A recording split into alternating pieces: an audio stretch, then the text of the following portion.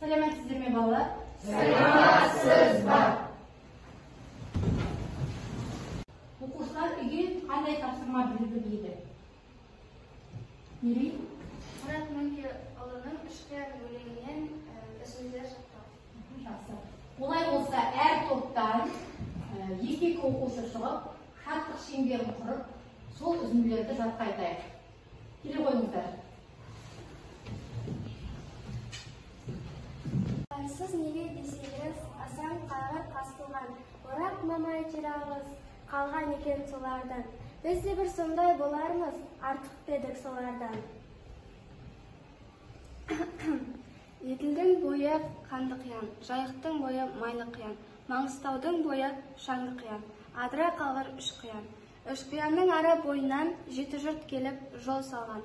Жеті жұрттың кеткен жер, қайырсыз болған неткен жер. Балығы тайдай тулаған, бақасы қойдай шулаған, жайықпенен еділден, сағызбенен жеміңнен, тастан көпір салдырып, тай сойғанмен қарабау мекен еткен жерлерің. Қойды мыңнан өсірген, жылқыны санға жеткізген, арпа қауын төктірген, жеріне жеміс ектірген. 9 жылдай сарғайып, қойына қошқар салмаған, еркегі қатын алмаған. Қабыр шақты қара су, қанатымды залым қияр деп. Мұның құтсыздығың белгісі, Алтатаның ар жағы, тал өкпенің бер жағы, Сақмардың бойын жайлаған, сарғая бие байлаған. Ақсуда тайы ойнаған, еңсемді кәуір басар деп, едіге бидің көшкен жер. Жеті күн көшіп кеткен соң, атамыз қазақ баласы. Қонып мекен еткен жер, мыңнан жылқы айдап, жүзден нар байлап, дәулеті қалың біткен жер. Жақсы оқушылар, олай болса, бүгінгі сабағымыз тақырыбы. Оқушылар, бүгінгі сабағымыздың мақсаты көркем шығармалардан алған үзінділерді өз көзқарасын дәлелдеу үшін орынды қолдану. Осы мақсат бойынша жұмыс жүргіземіз. Бірінші тапсырма: үштен толғауының идеясын үш сөйлем арқылы тұжырымдап, тірек сызба арқылы көрсетіңіздер. Әр топқа үзінді беріледі. Осы үзіндіде айтылған ойды, ақынның айтар ойын, сенің қабылдау қалай? Сол бойынша үш сөйлеммен пікіріңізді білдіре қойыңыздар. Бұл тапсырмада алғашында жеке жұмыс жүргізіледі. Берілген үзінді бойынша жеке өз пікірлеріңізді білдіресіздер. Содан кейін топта талқылайсыздар. Ол жерде бағаланады. Әр оқушының өлеңнің әр шумағын бөліп берілді ғой, сіздерге берілген. Бөлініп берген шумақтар бойынша жеке жұмыс жасағандарыңыз, әр оқушының жұмысы оқылып, яғни бағаланады. Топта бағалайсыздар бір-біріңізді. Іске сәт.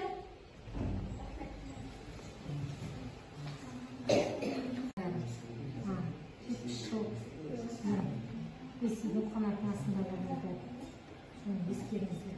Сол жерде қайдың өкілдерін біз өмір салғаннан кейін мемлекеттің өмір сүріп жатыр.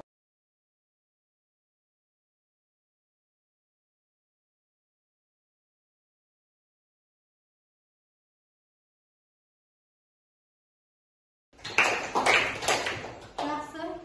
Үшінші топ дайын екен. Үшінші топтың жұмысын тыңдайық. Алдияр, көтерге өтсіңдер. Бізге берілген үзінді заманы қайтып түзелсін, онсыздан туған би болды. Ақылсыздың баласы ақшасына сүйеніп, айтқан сөзі құл болды. Заманын ондай сын болды. Ақынның айтар ойы, негізі ақынның өмір сүрген кезінде ол Ресей Федерациясының қол астында болған еді. Ол кезде ақша адамнан асып түсті дейді. Ақша әділетсіздіктен де асып түскен. Барлығы ақшасы болса бұл, сол адамды маңызды санайтын болған. Деп ойлайсыз? Деп ойлаймын. Ақынның айтар ойы. Ақынның айтар ойы. Жақсы, мұнша құтырған. Бұл жерде автордың айтқысы келгені, біз осы қазақ елі 70 жыл бойы Ресей Федерациясының қолында болдық. Ол кезде тек ақшасы бар, дәулетті, немесе ірі мал, 4 түлік малы бар, ауқатты адамдарды жұмысқа пара қорлықпен қабылдады. ал санасы бар, өзінің ақыл ойы бар адамдар шетте қалып қойды. Бұған менің қабылдауым қазіргі таңда дәл осындай жағдайлар қайталанады. Себебі кейбір адамдар өзінің ақшасы көп табыс алып келетін жұмыстарға тұрғысы келіп, ол үшін пара береді, немесе жақын туысқаннан көмек сұрайды, сол сияқты арам жолмен жұмысқа тұрады. Әлі күнге дейін белең алуда деп айтқым келіп тұр, иә? Жақсы. Бұл ақынның ойына менің қабылдауым, қазіргі күнде бұндай парақорлыққа сейілмей тұрып, өзінің таяз ойымен жеңіл жолмен ақша тауып, жеңіл жолмен жұмысқа кіруді ойлайды. Өмір бойы оқып, білім жолында түскен зиялыларды көп жұмысқа қабылдамай жатыр. Бұны біз тоқтатуымыз керек, өз еңбегімізбен жүруіміз керек. Өз білімімізбен жетістікке жету керек деген қорытынды жасағым. Жарайды, жақсы, өте жақсы. Самал не айтқың келіп отыр? Енді мен өз қабылдауыма тағы ойымды қосқым келіп отыр. Мысалы, қазір бұрынғы заманда айтып жатыр ғой, ақшасы көп адамдарды би болған, тағы болыс болған. Қазір де дәл сондай. Көп емес, енді жалпы қоғамда ондай адамдар қазір де бар. Ақша беріп, бірнеше ақша беріп, я болмаса таныс арқылы жұмысқа кіріп, сол жерде сөйтіп жүргендер қазір де бар. Біліміне қарамай, қаржымен, парақорлықпен жұмысқа кіріп жатыр. Тегін келеді. Ал қалған топтар. Апай, Ерасыл. мына топтың жұмыстан қосар бір ой бар. Асың сөйл. Бұл топтың берілген үзіндісіне мынандай түйін шығаруға болады. Аузы тесік болса да байдың баласы сөйлесін. Әрине. Бұл жерде жаңағы парақорлықтың ақшасы қалтасы қалың адамдардың жаңа жолы болатындығын баса айтқым келіп тұр ғой, жақсы. Бірінші топ дайын екен. Ал Данияр? Біздің топқа берілген үзінді діні басқа біреулер ел билейді аралап, бір пәледен 10 пәле өсіп кетті балалап, ақынның айтар ойы.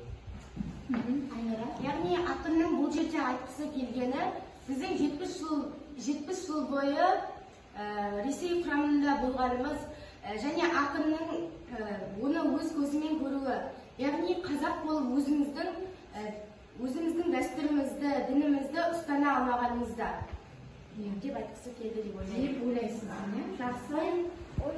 Ойын айтыңыз. Ал Назерке?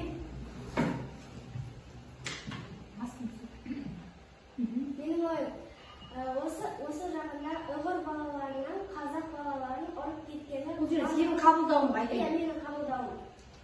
Ұйғыр балаларының қазақ баласын соғып ұрып кетуі. Міне, осы ұйғыр баласының Қазақстан жерінде жүріп, қазақ баласын басынуы, бұл міне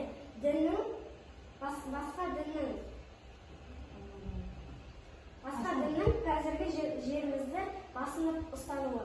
Басынып ұстау, иә? Біз тәуелсіз мемлекет болдық, иә? Назерке, біздің Қазақстанда қанша ұлт өкілдері, дін өкілдері бар? 130-дан астам Ұлт өкілдері, бұлардың әрқайсысының әртүрлі ұстанымдары бар, иә? Жақсы. Қосарларыңыз бар ма? Ал Мерейті? Мен біздің қарсылас топ болғаннан кейін олардың әрбір айтқан ойы біз үшін бір кемшілік табу керек. Және мен Айнараның айтар ойына бір айтқым келіп отыр.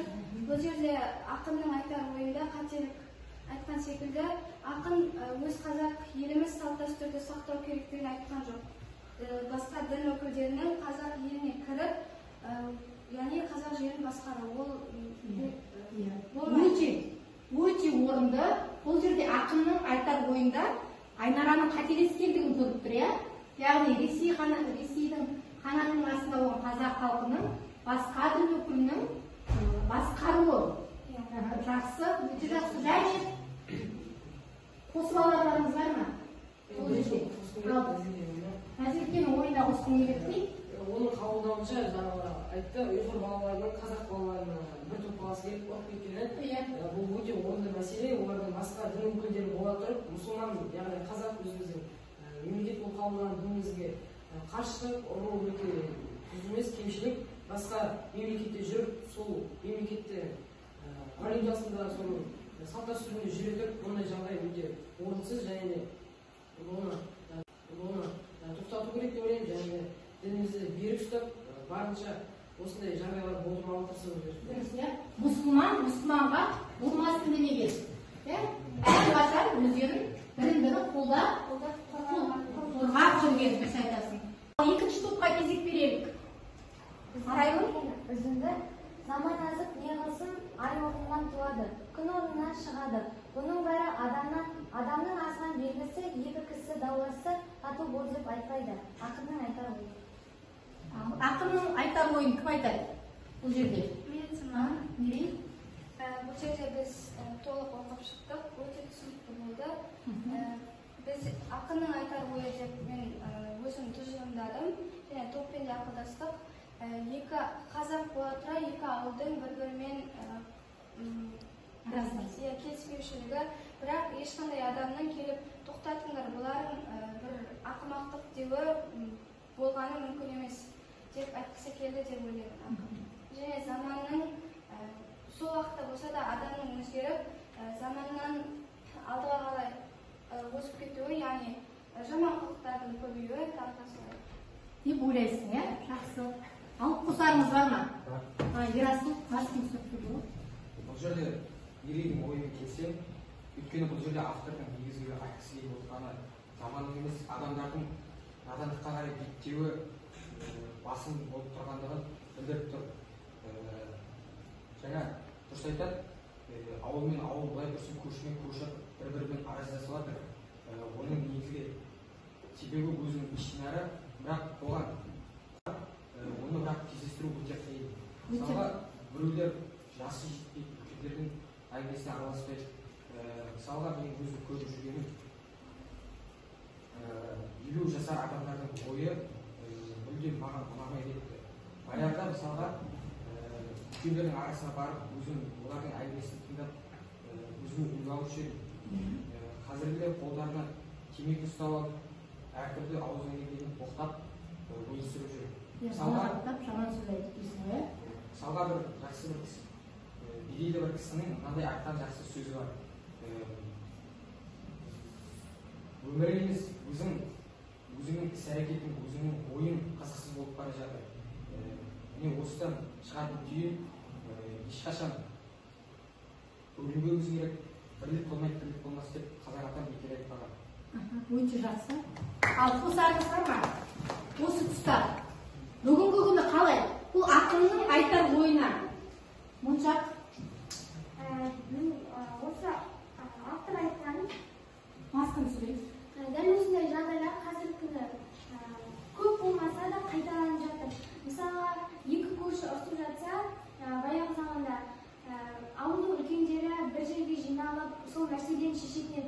Ал қазіргі күні адамдар оны қызық ретінде немесе әдейі телефонға түсіріп, соны әлеуметтік желіге салады. Және ол өздерінің беделді болғандарын қалаған мақсатта ма, сондай мақсатта оларды екі көршінің ұрсып жатқанын тоқтатудың орнына өздеріне атақ жинау үшін сөйтіп видеоға түсіріп теріс қылықтар жасайды. Теріс қылықты жақсыны көрсетудің орнына жаман нәрселерді шығарып жатыр, желіге дейін келеді ғой. Дания не қосқысы келді жаңа? Қосқысы келді ме? Анарбек? Менің топтасым Ақмоншақ ойына толықтай келсем, бұрында екі адам жаңағыдай жанжалдасып жатса, бір үлкен кісі келіп тәйт десе, осы кісінің сақалын сыйлайық, ақылын сыйлайық, өмірін көргенін сыйлайық деп қоятын болған. Қазір ондай жоқ. Ата араласпай әлі бара тұр дейді. Бұл дейтін қазағының тұтастығын кетіреді, бірлігін кетіреді. Біз бір болуымыз керек, бәріміз ауызбіршілікті болуымыз керек дегенге әкеліп тұр. Қазақтың алғашқы кейінмен Жәнібек айтқан, жиылсақ көппіз, жамырасақ жоқпыз деген. Сондықтан бәріміз бір тұтас болып жүруіміз керек. Өте жақсы.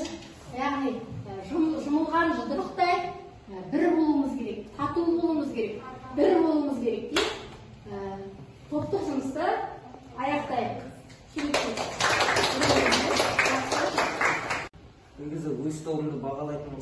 өз тобынан мен, Ақмоншақ, Әмірбек, Самал төртеуміз шығып айтқан болатынбыз. Әрқайсымыз әртүрлі ой айттық, бірақ түбінде бір ой жатыр дегендей. Бәрі де керемет айтты, керемет болды. Әрқайсының сөзінен әртүрлі ой түсінеміз. Түбінде жатқан барлық сөздерді де миымызға алып, соны көз алдымызға елестетіп көрдік. Бәрі керемет айтылған деп бағалап тұрмын. Жақсы деп бағалайсың, е? Өте жақсы деп па? Жақсы деп па? Өте жақсы. Келесі. Біздің топтан Назерке, Даниял, Айнара өз ойларын керемет білдірді, тақырыпты да аша білді. Және де басқа топтардың тапсырмаларына өз ойларын жеткізді. Соңында өте жақсы деп бағалаймын. Мерей Арайлым Ерасыл ол үшеуі біздің тобымызда керемет ойларын білдірді. Жақсы оқушылар бүгінгі оқу мақсатына, сабақ мақсатына жеттік деген ойдамын. Берілген үзінділерді өз деңгейінде талдап, өз көзқарастарыңызды білдіре білдіңіздер. Сізге рахмет, жарайсыздар. Енді сабақты қорытындылайық, кері байланыс жасайық. Шығарма несімен ұнады, сабақтан алған әсерім, түйінді ой. Жылдамдатып айтып шыға қояйық. Ал кім айтады? Шығарма несімен ұнады? Самал сөйлесін. Қазір міне үш топтың да берген үзінділерін оқып тыңдап шықтық қой. Өзіміздің де топтың әр үзіндіде нақты бір керемет адамға үлкен ой беретін әртүрлі ойлар жатыр. Ақын бұрынғы Ресейдің қол астындағы кездегі оқиғаларды бізге жақсы жеткізген. Осы шығарма, жаңағы толғау, осы күнге дейін өзінің құндылығын сақтап келе жатқаны да содан. Яғни сол кезде болып жатқан заттар қазір де қайталанып жатыр. Содан үлкен сабақ алайық деген сияқты үлкен ойлар түземіз. Өте жақсы, керемет. Сабақтан алған әсерің.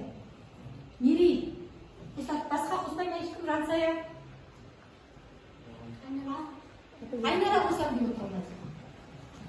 Бұл жерде менің сабақтан алған әсерім өте керемет. Өйткені шығарма өте әсерлі және қоғамдағы мәселелер қозғалып, сол кездегі болған оқиғалар түйінделіп жатыр. Және маған ұнағаны діні басқа біреулер ел билеген аралап деген жол.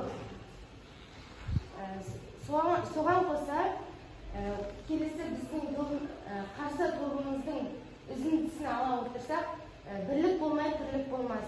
Яғни әрқашанда жұмылып, бірге әрекет етуді көздейді. Түйінді ойды айтып жібердің ғой, Айнара.